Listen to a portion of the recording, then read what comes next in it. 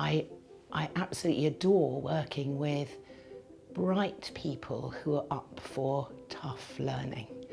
And what's enormously fulfilling about what I do and what I have the privilege of doing is knowing that the individual has, or the team or the group has taken with them insights which are transformational for them and therefore for the environments that they work in. My experience has been is that none of this happens quickly, usually.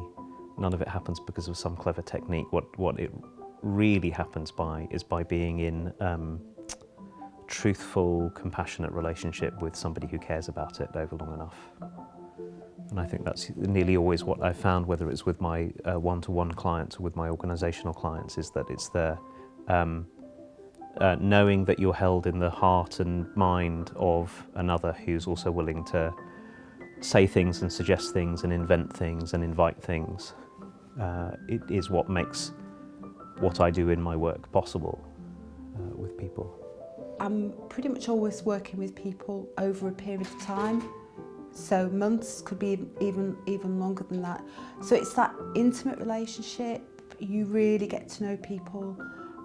Over that time, you know, you not only hear them talk about change, but you actually see them. You see that people are different, the way they're describing things, how they are about themselves, and that. So I enjoy being really part of that, and I feel you really get to know people at a different level. I think, for me, a great day is where you feel you have absolutely helped people move on in their thinking and move on in something that they're doing in their lives.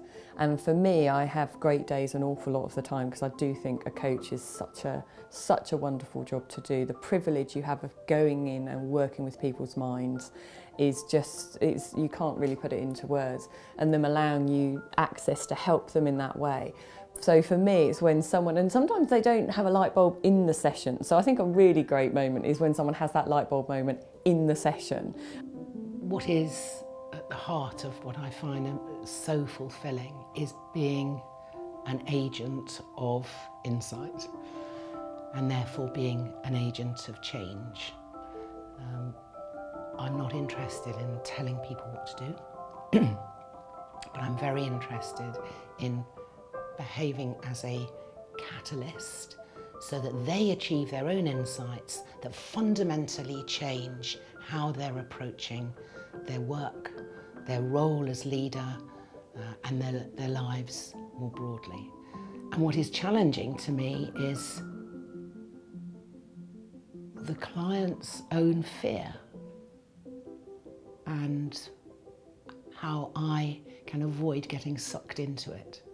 So a client may be fearful of their environment, they may be fearful of taking action or of not taking action, but they may also be fearful of exploring how they can manage that fear. And I need to be careful not to get sucked in to the fear. So the challenge for me is to maintain what I've come to know as connected separateness. To stay separate from the client and their agenda. It's not my agenda, but for them to have a sense of being connected in a trusting, respectful, empowering relationship. So for me, supervision's essential as a coach and a team coach particularly.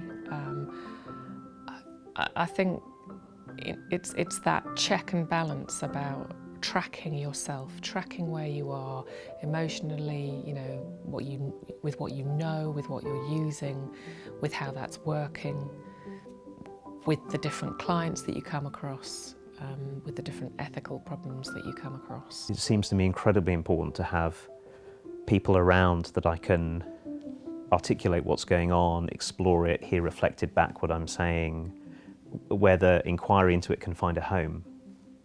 And so I think that's a big part of what my work with Alison makes possible, is that it's making sense of things that would otherwise be very confusing, but also finding a home for what I'm doing where if I'm only finding it out by being in the work that I'm doing with my clients, that's a very, very difficult place to make sense of it, because it isn't always home there.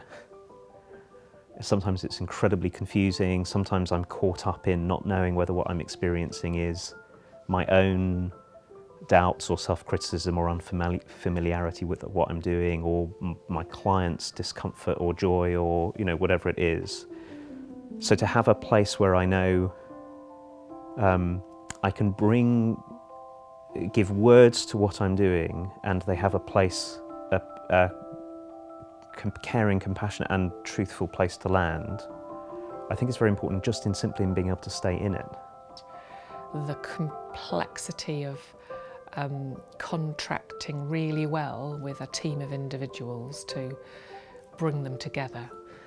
All of that is intellectually, I understand it and can work with it. I think for me, supervision then is about how do I reflect on that, notice my own patterns in it, where they're working for me, where they're not working for me, and ground my practice of coaching in something that I know I'm constantly seeking to improve.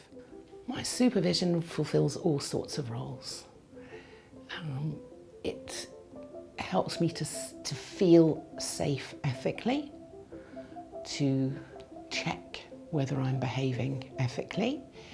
It helps me to broaden my repertoire, to gain and hear the insight of somebody who has insight and wisdom herself, and creativity, and where I know I can bring anything at all.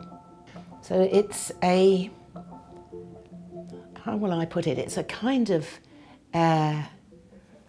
creative bounding of my practice, but with all sorts of bounce and fun and exploration in the boundary. So I suppose I'm checking against my own practice all the time, and it feels like the image that's in my head is bouncing.